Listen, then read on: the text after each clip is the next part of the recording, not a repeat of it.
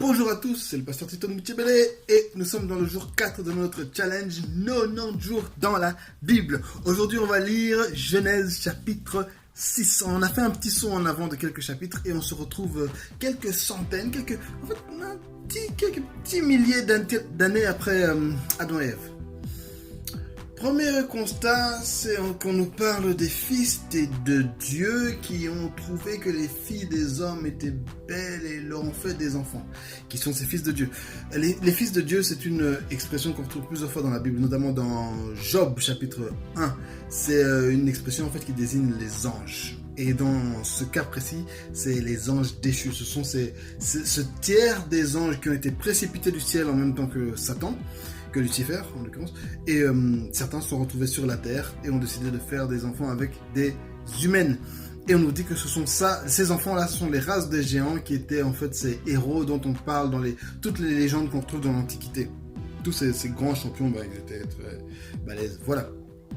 Ensuite, on nous parle de l'état de l'humanité.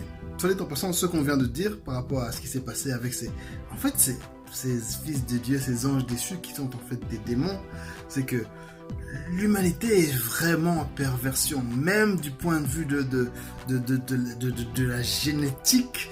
Il y a une perversion de l'humanité. On dit que tout ce à quoi les hommes pensent, c'est la méchanceté, c'est tout ce qu'il y a dans leur cœur, la méchanceté. Et Dieu est triste, il regrette même d'avoir créé l'humanité à cause de ça. Ils sont tellement mauvais. Mais là, qu'est-ce qui se passe? Dieu choisit un homme, Noé. Dans la lignée de Adam, rappelez-vous que Adam a épousé Ève. On nous dit qu'ils ont eu 2 enfants, Caïn et Abel. Caïn a tué son frère Abel.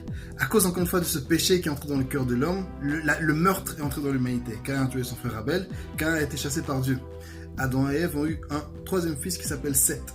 Et il y a eu 2 lignées, donc la lignée de Caïn et la lignée de Seth. La lignée de Caïn, c'est une lignée d'hommes mauvais, alors qu'il y a une lignée maudite, alors que la lignée de Seth est cette lignée qui va remonter et qui, au final, va arriver jusqu'à Jésus. C'est cette lignée d'hommes justes. Et parmi ces hommes-là, on retrouve Noé, à la 7e génération.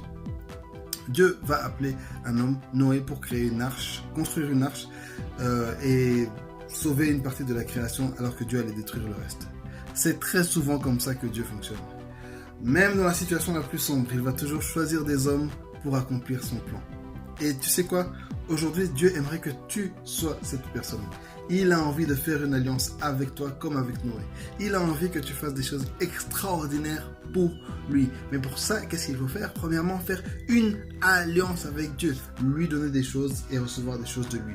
Deuxièmement, être obéissant à Dieu. C'est ce qu'on voit par rapport à Noé. Dieu lui donne des ordres très précis, des mesures exactes, des actions exactes à poser. Et c'est ce genre de personne que Dieu cherche. Question, est-ce que tu veux être cette personne aujourd'hui? Alors je vous repose encore les 3 questions que je vous pose chaque jour. Et posez-vous ces questions, discutez ensemble avec vos jeunes, avec vos amis. Ce texte de Genèse chapitre 6, qu'est-ce qu'il nous apprend sur Dieu? Deuxièmement, qu'est-ce qu'il nous apprend sur les hommes? Et troisièmement, qu'est-ce que je dois faire? J'ai dit quelques petites choses. Il y a encore plein de secrets, plein de vérités à découvrir dans ce texte. Je vous encourage à le faire. Passez une bonne journée, soyez bénis.